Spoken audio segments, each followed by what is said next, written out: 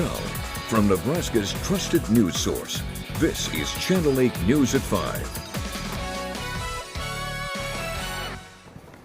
Coming up on the news, a wildfire now tearing through a national forest in Nebraska. Plus, for the second day in a row, the city of Lincoln fighting a lawsuit of alleged sexual assault and harassment from a former employee. But first tonight, the first homicide in Lincoln this year. Good evening, everyone, and thank you for joining us today. We've been following this developing news on a Lincoln man's death. And coming into the newsroom less than an hour ago, an update. 3 people have been arrested in the case. Channel 8's Ariana Martinez joins us from near the scene with what we know. Ariana?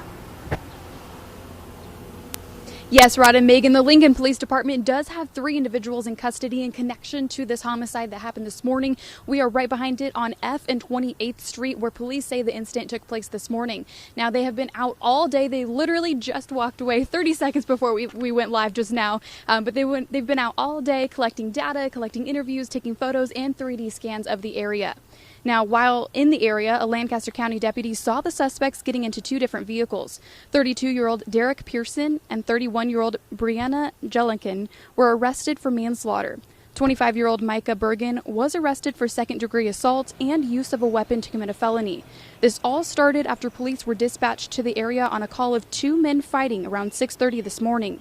When they arrived, they found an unresponsive 57-year-old man. He was then taken to the hospital where he was pronounced dead. Now, the Lincoln Police Department has yet to release the name of the individual who died today or what weapon, if any, was used in the homicide. Now, we will continue to bring you updates. The police department did say they will have a lot more information tomorrow during their briefing around 9:30 in the morning. So make sure to stay tuned to Channel 8 News to get all the latest information on this homicide. Reporting live in Lincoln, Ariana Martinez, Channel 8 News. Ariana, thank you very much for that live report tonight. Today, attorneys for the city of Lincoln and a former Lincoln police officer met in court. A judge is going to decide if part of a lawsuit claiming sexual assault and discrimination will be dropped.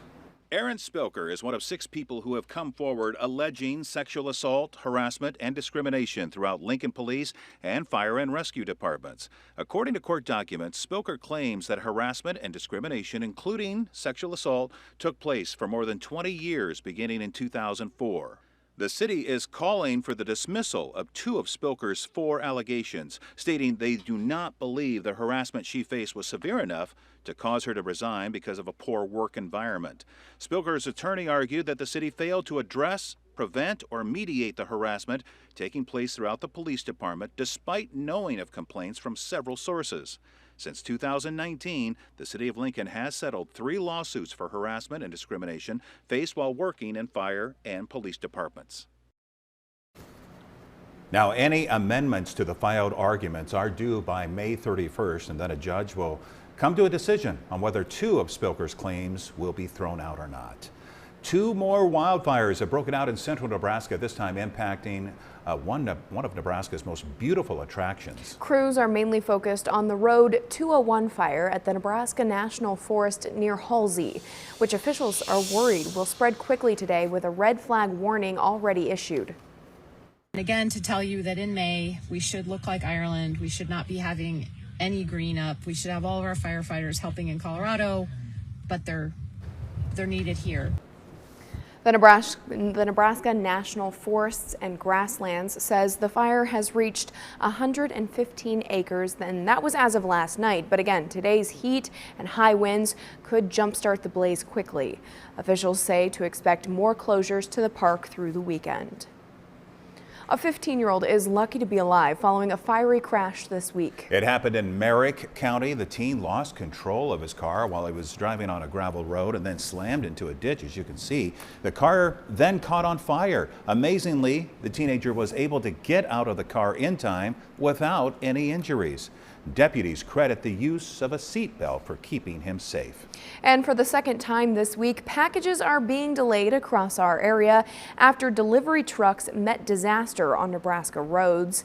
Here's a photo shared by the State Patrol up in the North Platte area showing a couple of heavily damaged FedEx trucks after they collided.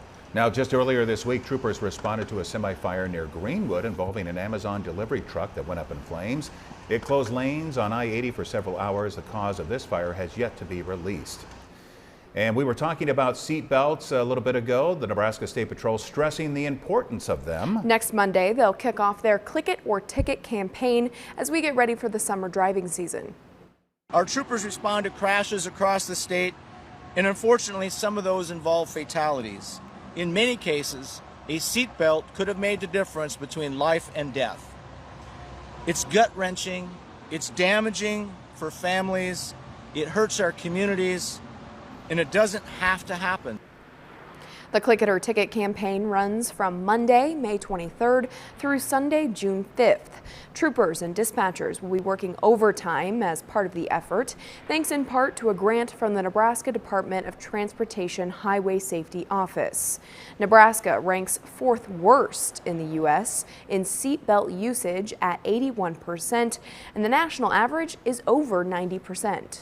The Kearney Police Department is partnering up with Project Extra Mile to host valuable regional training today at the Law Enforcement Center. The trainings will focus on preventing and reducing alcohol-related harms by trying to reduce social access to alcohol in order to stop underage drinking. Project Extra Mile hopes to inform people of the scope and consequences of underage drinking.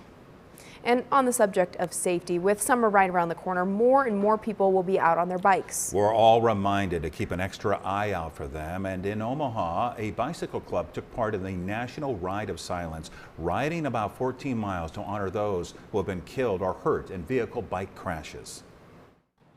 Schools and signs don't keep drivers from speeding in Melissa Rowland's neighborhood. It's frustrating because I have small children, and sometimes my oldest rides his bike to school, and it makes me nervous sometimes. Speeding and distracted drivers are a concern all over the metro. Wednesday, 3 News Now received this video of a vehicle narrowly missing 2 girls trying to cross the street. Advocates say drivers need to be more aware. People need to pay attention while they're driving. It's not distraction. You have to focus on what you're doing. The car is a heavy piece of equipment. Person on a cellular device, if they're, if they see something that they're trying to stop or slow down for, that their reaction time is that of somebody 0.09 under the influence. So even though they haven't taken a drop of alcohol. So far this year, there have been 10 pedestrian fatalities in Nebraska, and numerous cyclists have been hurt. Every one of those people, they're not statistics. They're human beings who are loved, and they'll continue to be loved by their family members. Wednesday, Bellevue Bicycle Club participated in the Ride of Silence, honoring those hurt or killed in a car bicycle crash. As a parent, Rowland fears something like that could happen to her own kids. My kids don't play outside in the front yard by themselves. We always have to have somebody out here. And then our house has been hit by a car a couple years ago. Residents say many drivers run this stop sign right here. They add 2 more stop signs, making it a 3-way stop here and here would make them feel safer. It would be nice if a traffic study was done. Until then, Rowland makes sure her kids are aware because drivers may not be. We really just, focus on making sure they're aware of their surroundings and to pay attention and to not just assume that a car's going to stop. Because they don't always. Cyclists, you need to make sure that you've got bright clothes on, you have flashing lights. Yeah, some good advice there. Here at home, state corrections officials showed off the newest addition to the state prison system. It's a $125 million addition to the Lincoln Correctional Center on West Van Dorn Street. It includes 2 32-bed units for inmates with acute mental illnesses and those needing medical care. Officials say it will make it safer for both inmates and staff and be better able to rehabilitate prisoners. The addition also includes a 384-bed area to house the state's most dangerous prisoners. And speaking of improvements, today Madonna Rehabilitation Hospital held a ribbon cutting for their largest expansion project in history.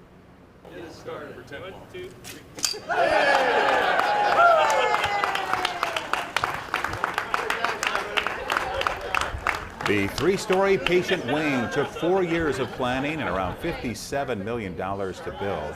Community members, donors, and nuns who originally purchased the land back in the 50s were there for today's special ribbon cutting. The staff talked about how the pandemic threw a wrench in plans, but the new building meant so much to so many. Once the pandemic hit, that delayed some of our plans a bit, but as we struggled to provide care for patients during this time, to look out the windows and see literally the building rise out of the ground just provided such a sense of hope for everyone here, patients, families, and staff alike. Now, patients won't officially move into the new facility until June 1st, when more construction and renovations will take place in other parts of the hospital. Well, it's a little sticky. We're melting a little bit here in the studio, so it's definitely over 90 degrees, Rusty. It really is. It's hot out there, but we have a cold front coming our way, and that's going to interact with this heat and humidity and give us a chance at some storms. So because of that, we have a slight risk in place for mainly northeastern Nebraska. Some of this could eventually eke its way into the Lincoln and Omaha area, but well, it's not a great chance, but it's a chance. I think the better chance, though, will be into parts of Iowa. But that's basically through 7 to 10 p.m.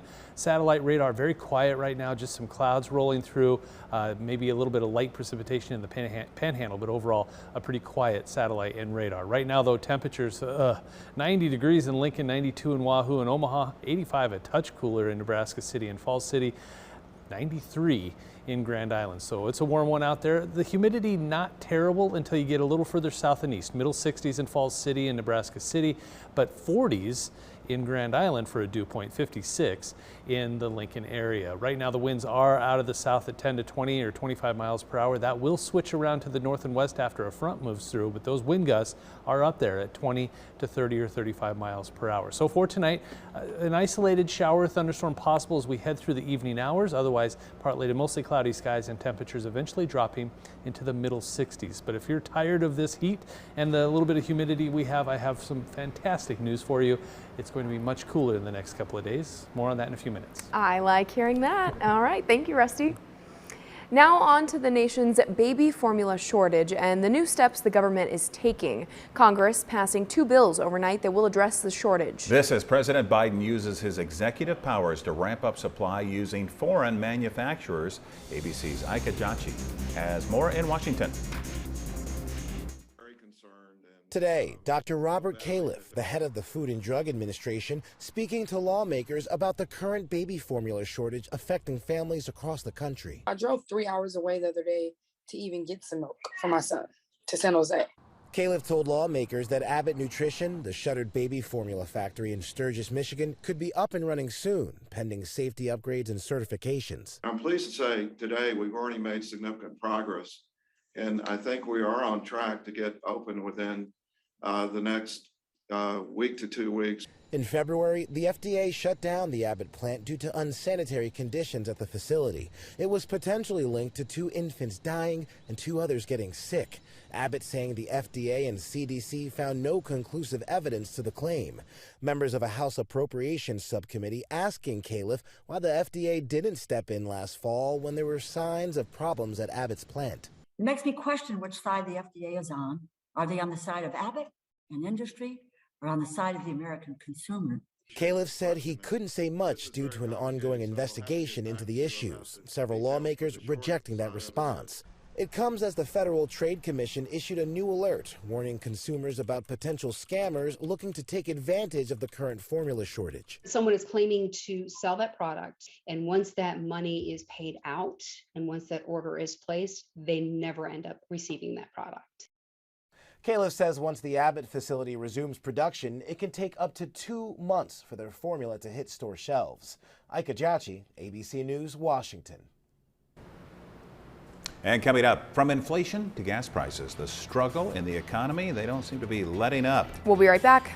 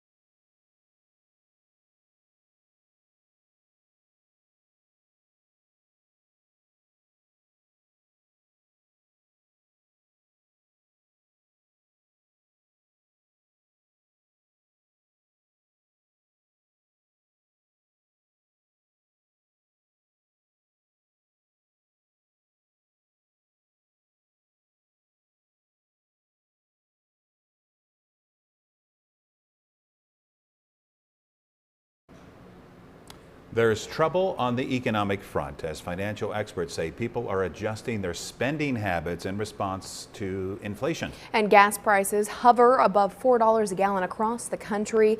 ABC's Alexis Christoforous reports. Another ugly day expected on Wall Street as investors worry that high inflation may finally be catching up with consumers.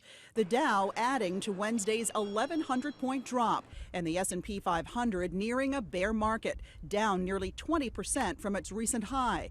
The stunning sell-off triggered by weaker than expected profits from retail giants Target, Walmart, and Kohl's, each saying higher costs for wages and transportation are pinching profits. Consumers are still spending, but they're starting to adjust their spending habits as they face higher prices on everything from milk to workout clothes. In high inflationary times, you tend to buy things that are more staple than they are discretionary, and that's likely to be the case throughout the summer. But I still believe there's a massive pent-up demand for getting out and about. So I think we're going to have a very active travel and leisure season. Gas prices are now above $4 a gallon in all 50 states, and they're expected to go even higher as we enter the busy summer driving season. Economists say strong consumer demand, persistent supply chain disruptions, more COVID-induced lockdowns in China, and now the war in Ukraine have created the perfect storm to push consumer prices to a 40-year high. The Federal Reserve answering back by aggressively raising interest rates to curb consumer demand.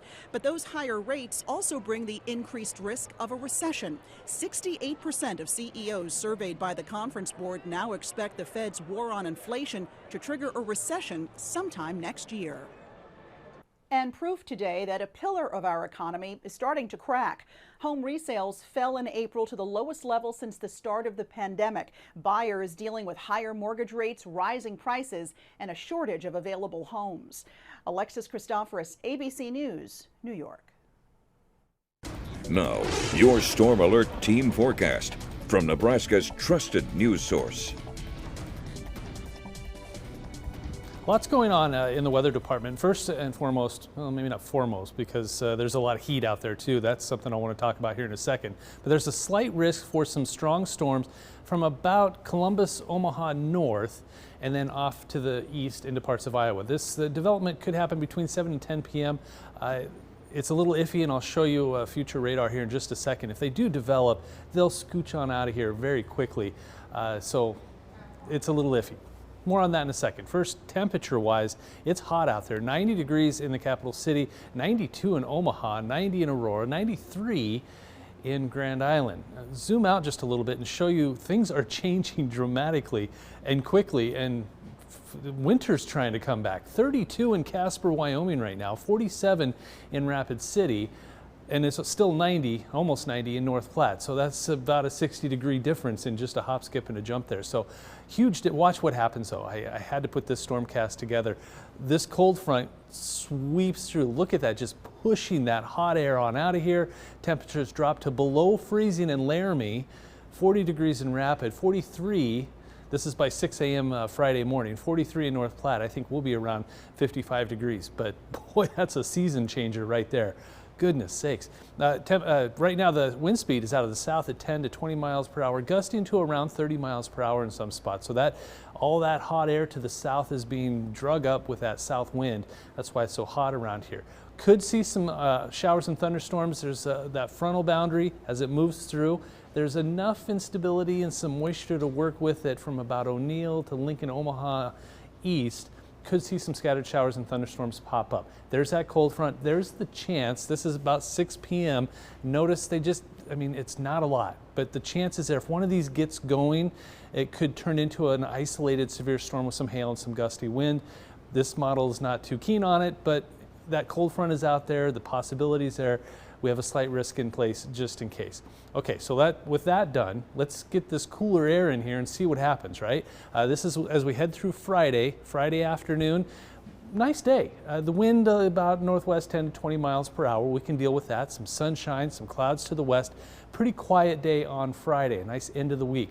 Then as we head into Saturday, this half a foot of snow possible in parts of the Denver area. That's going to try to spit showers our way on and off as we head through the day on Saturday. A lot of cloud cover, a few more scattered showers.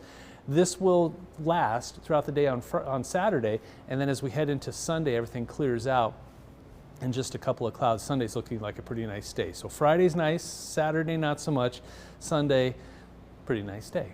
Tonight, temperatures drop into the middle 50s with a northwest wind. Highs tomorrow about 20 to 25 degrees cooler than they were today. 55, that early storm chance in Lincoln cooling off. That south wind will eventually switch around to the northwest at 10 to 20, making for a nice day on Friday, just a little on the breezy side. Below average too by about 5 or 6 degrees. Then as we head into the next 7 and the next 10, we see those temperatures only 58 for a high on Saturday. Yeah, 58. We go from 93, 92 today for a high to 58 on Saturday. 60s for a couple of days, and then back into the 70s and 80s as we head through the second half of next week. But a crazy ride. Up and down we go with this roller coaster of temperatures. That's incredible. As long as it's not 90, I'm good. Thanks, Rusty. Another negative day on Wall Street. The Dow fell 237 points. NASDAQ down about 30. Here are your numbers. We'll be right back.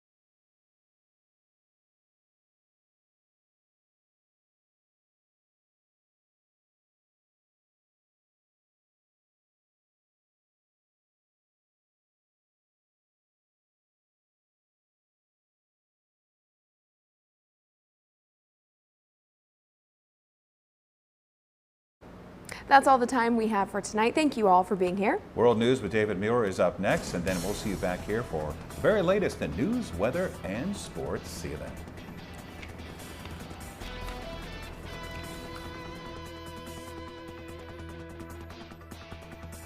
With the Channel 8 Eyewitness News mobile app, you'll be the first to know. Get alerts about breaking news and weather, all in the palm of your hand. DQ is taking your taste buds for a ride with the new Signature Stack Burger menu, featuring 5 mouth-wowing cheeseburgers. Like, try the new DQ Signature Stack Burger menu today. DQ, happy tastes good.